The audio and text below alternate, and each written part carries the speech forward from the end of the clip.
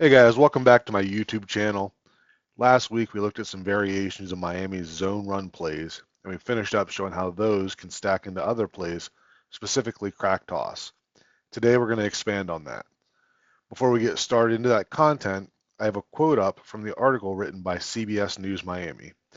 This mentions the use of pre-snap motions to weaponize players and also the ability to use window dressing on common plays, which are both things we'll look at today. In this week's video, we're going to do a deeper dive into crack toss to see the different personnel, formations, and motions that Mike McDaniel uses to be able to get into this play multiple ways. First, I'm going to replay some of my video from last week where I reviewed crack toss and the blocking scheme. So end zone angle here.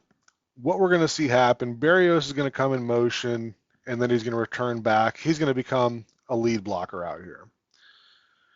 Let's skip Teron Armstead for now, but let's go down the rest of the line using our zone blocking principles. So Isaiah Wynn, we would not consider him head up. Nobody's in the gap, so he would be considered uncovered. Connor Williams, this is in his gap, so he is covered.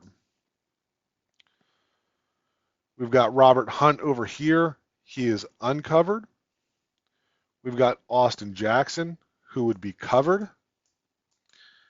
And then we've got Julian Hill over here, who is also uncovered, but he kind of becomes an extra blocker on this play. So going back to our uncovered lineman, we have Wynn. So he's going to be aiming for the first unblocked defender inside the box. That's going to be 47 here. We've got Hunt. He's going to be aiming for the second level defender in the box. That's going to be 49. We're going to see him getting up here and cutting that off. So now that we've got all that covered, looks very similar to zone in this regard, but now we're going to see where it's different. So we've got a receiver on the outside here. I think it might be Craycraft, who is going to come down and block this defender in. Instead of Teron Armstead treating this as covered as he would in a zone play and blocking this defender, we've now got a wide receiver coming in from the outside to seal him inside.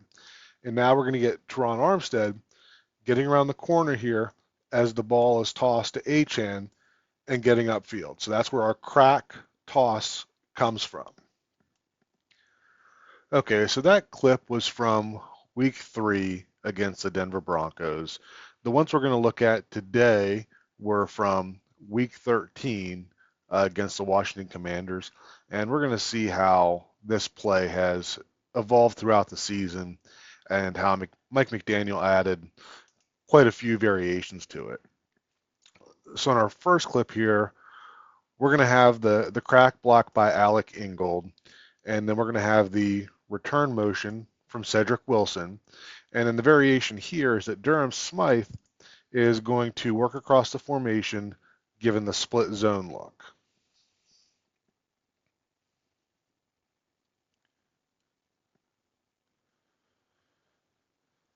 As we go to the end zone angle here, I want you to watch how the counter step here from Mostert holds number 57, and that allows Williams to come all the way across and be able to make that block.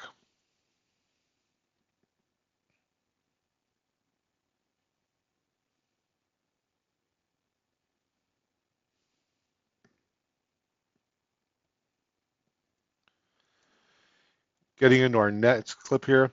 So this play ends up getting blown up because River Craycraft is not able to make the crack block here.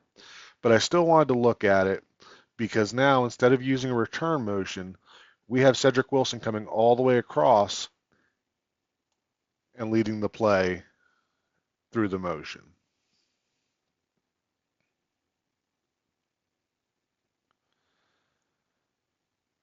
But what I want you to see on this one is how the motion from Cedric Wilson pulls number 52 out of the box. And as we're going through our assignments here, Robert Hunt would be considered uncovered, and this is the first defender inside the box. But by him getting pulled outside, now we have a much easier block where Robert Hunt would just be looking to cut off number 57, and we'd either have Cedric Wilson coming around the edge or Austin Jackson coming around the edge, and they would be the one picking up number 52.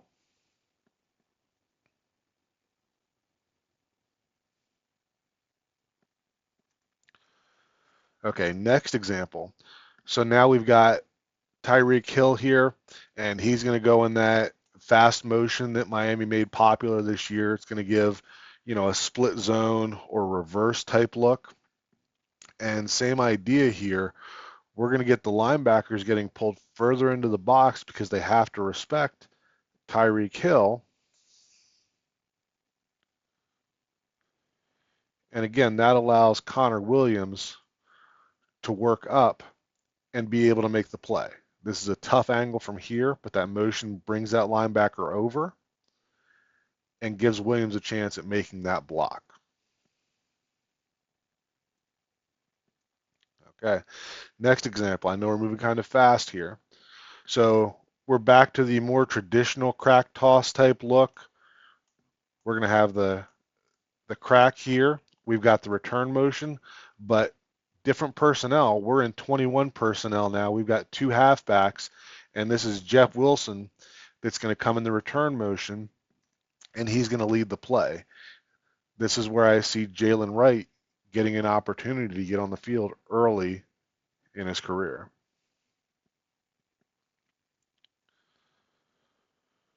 All right, one other thing I wanted to take a look at this play. So Miami really values athletic offensive linemen, more so than some of the other teams. And this play I thought was a good clip to kind of demonstrate why they value that so highly. So if we look at Liam Eichenberg here at left guard and Lester Cotton at right guard, their defenders have pretty similar alignments. Their first steps are going to be very similar. But as we go through this play, we got the return motion. Watch how Eichenberg is able to get around that block, and Lester Cotton is not.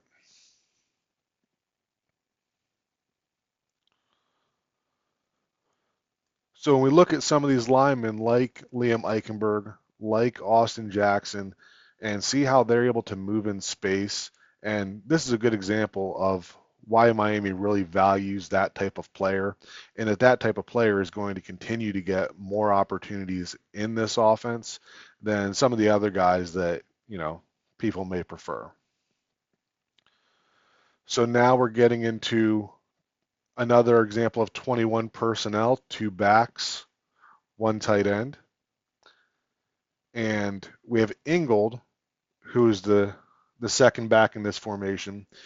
But the variation here is that rather than Keon Smith here at left tackle now, rather than him pulling and leading the crack toss, we're going to have the crack, and then Alec Ingold is going to be the one leading.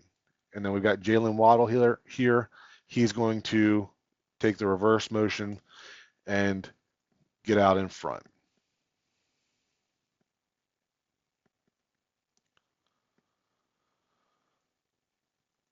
So that's just another variation of where you can use the exact same play, the same assignments, you just switch some of the players. Another thing that I thought was worth noting on this play is that when we look at the defensive alignment right now, the crack would be from Cedric Wilson down onto this defensive end. But as we get Waddle coming in his motion, we see number 47 moving into that crack block area. So now Wilson is going to be cracking on 47. Ingold, like we said, he's replacing Keon Smith, leading this play out here. Keon Smith already has a predetermined rule where he's going to try to get to this second level and get to this linebacker. So that means that Liam Eichenberg, who in a zone concept would be considered covered because Keon Smith is leaving, so he has to get all the way out to this defensive end. And he actually does a pretty good job of it, considering how far he has to go. And you can see right before the snap there, you can see Liam Eichenberg peeking over there and seeing that.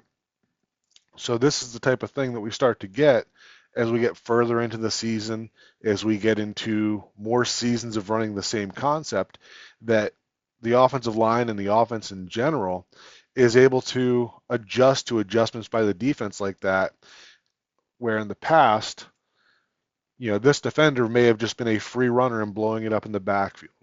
But we can see the maturity of the offense here, and we're going to continue to see that as long as we keep McDaniel and keep the same scheme.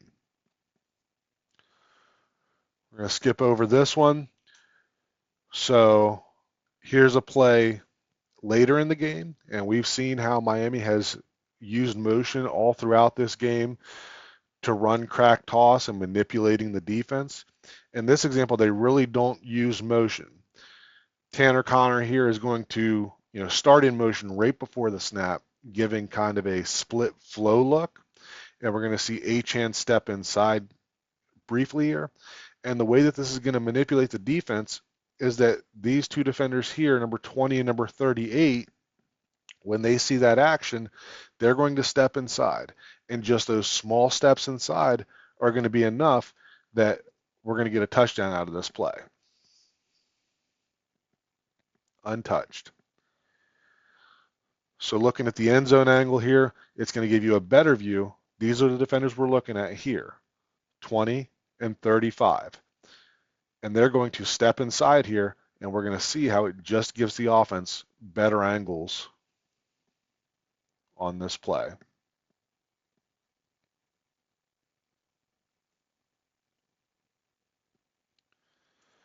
Okay, last one we're going to look at today. So this is a similar look to that last play that we just saw. It's going to be a crack toss look going to the left, but this is where it starts to get, even more fun. So right here, we've got Tyreek Hill. At the snap of the ball, he's going to come in motion here. We've got Mostert coming out here on the crack toss, and Tua is going to toss the ball the same way that he would if we're running crack toss and we're getting outside. But Tyreek is going to intercept that toss and continue on the reverse motion and get one-on-one with this safety out here. And obviously, anytime we've got Tyreek Hill one-on-one with any defender, that's always going to be a favorable play for the offense. Looking at this from the end zone angle, and this defensive end actually does a really good job. Here's Hill coming across. The offensive line, as they're taking their steps, you can see that the first steps look just like crack toss, but you can also see how they're not taking the same angles. They're kind of allowing the defense to gain that leverage towards the crack toss, so that all they need to do is to seal them and let Tyreek continue out here. So like I said, this defensive end does a really good job of recognizing it, retracing his steps, and taking a good angle. And he's right here. Had he not taken that angle, this could have been a touchdown instead of Tyreek just dancing out of bounds for a first down. All right, that's all I have for you today, guys. I hope this was educational and at least somewhat interesting.